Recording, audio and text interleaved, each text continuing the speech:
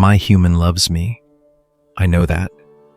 You fill my bowl, stroke my fur, buy me toys, and try to make my world feel warm, but sometimes the love you give is not the way my body knows how to receive it. I do not feel safe because love is loud, busy, or constant. I feel safe in smaller things, the kind you might not notice at first. There are 5 simple ways to help me feel understood, respected, and closer to you.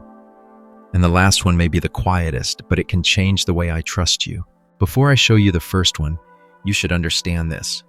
I do not need a grand display to feel loved, and I do not always need to be held, chased, kissed, or touched again and again. The love I understand is usually smaller, quieter, and easier to miss. It is the scratch in the place my body leans toward, the toy that moves like real prey, the soft phrase that tells me you are gentle, the food offered from an open hand, and the quiet moment when you sit on the floor near me. So before you try harder to love me, let me show you how to love me in a way my body understands. The first thing that makes me feel loved is when your hand finds the right place.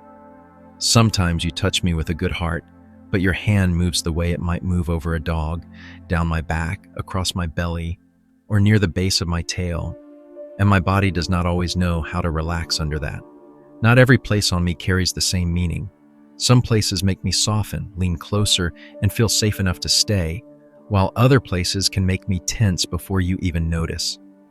If you want your touch to feel like love, begin where many cats feel most understood, around my cheeks, the base of my ears, under my chin, and the gentle parts of my head where my scent lives. Watch what I tell you. If I press into your hand, close my eyes, purr, rub my face, or stay where I am, your touch is probably welcome. But if my tail starts flicking, my ears flatten, my skin twitches along my back, I turn my head quickly, or I move away, please believe me the first time. Love is not holding me there until I accept it. Love is noticing when my body says yes and stopping when it says enough. When you touch the place my body trusts, your hand stops being just a hand and starts feeling like home again. The second thing that makes me feel loved is when you let me hunt, not just chase. Sometimes you wave the toy so fast that my eyes follow it, but my body never gets to think, wait, plan, or win.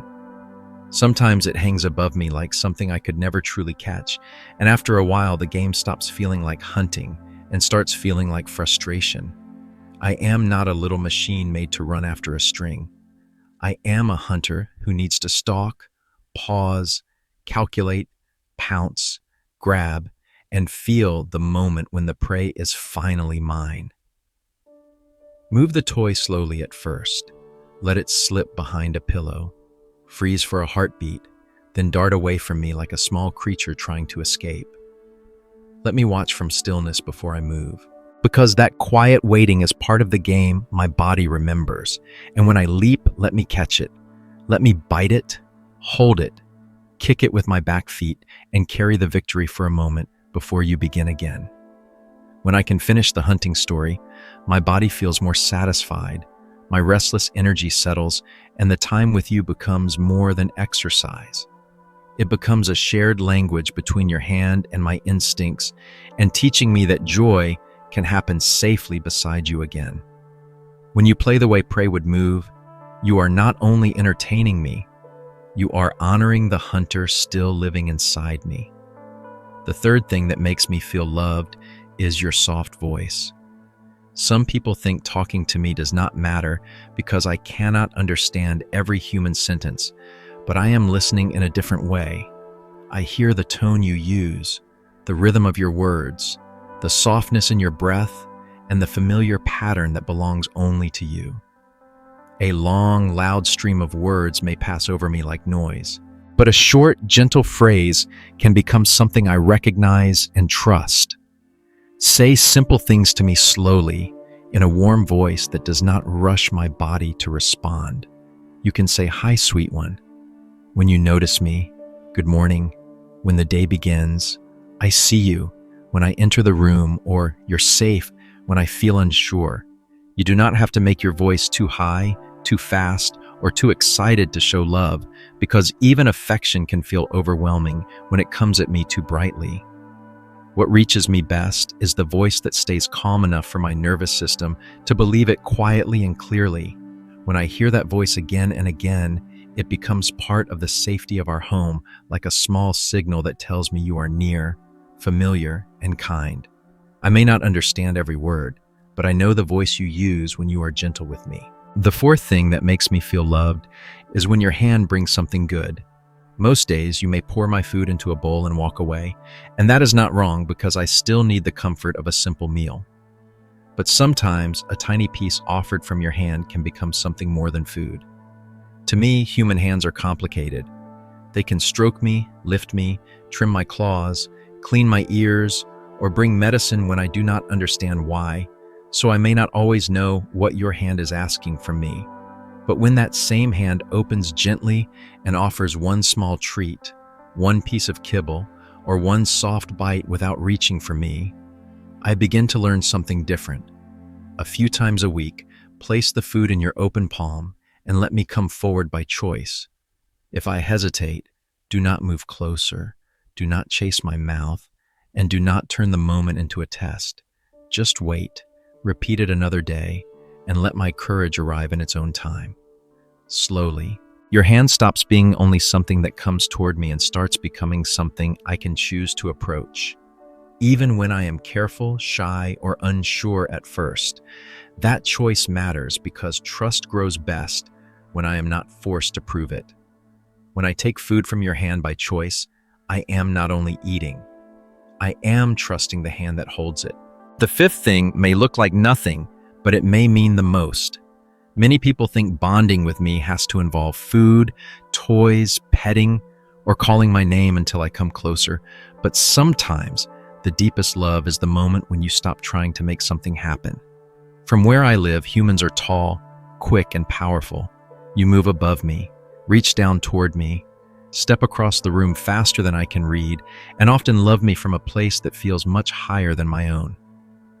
So when you lower yourself to the floor, even for a few quiet minutes, something in my world changes. Sit near me, but not too close. Leave enough space for my body to decide what feels safe. Do not call me, do not stretch your hand toward me, and do not turn my silence into rejection. Just be there, calm and available, without asking me to perform affection for you. Maybe I will look over and blink. Maybe my shoulders will soften. Maybe I will walk closer, sit beside you, or simply stay where I am while my body finally stops preparing to move away. That still counts. It means I can share space with you without being grabbed, lifted, followed, or tested. It means closeness does not have to come with pressure. In that quiet room, with you lowered into my world, I get to choose the distance, the timing, and the trust. And for a cat, being allowed to choose can feel like love again. When you sit on the floor and ask for nothing, you become less like a giant in my world and more like someone I can choose. None of these things are grand. A scratch in the right place, a game that lets me hunt, a soft phrase spoken slowly, a small piece of food from your hand, and a few quiet minutes on the floor may seem like almost nothing to you. They may take only seconds or only a little space in your day. But to me, they are proof that you are learning the shape of my body, the rhythm of my fear, and the boundaries I need before I can come closer. You do not have to love me perfectly. You only have to slow down enough to notice when I lean in, when I pull away, and when I choose to stay. Love is not always how much you do. Sometimes it is how gently you let me choose. Maybe I am just a cat, but I know when love feels gentle, it is not always loud affection, constant touching, or every good thing you try to give me at once. Sometimes it is your fingers finding the place behind my ears, a game that lets me catch, a voice that softens when it finds me, a hand I choose to trust, and a quiet moment on the floor where nothing is asked of me. Those small moments tell my body I am safe. Which of these 5 things does your cat seem to love the most?